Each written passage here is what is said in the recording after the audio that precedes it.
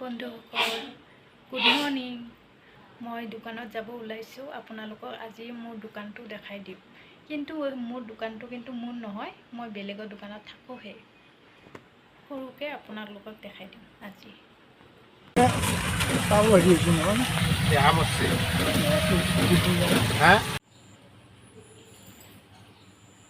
এইটো চাওক পাৰ্লাৰখন।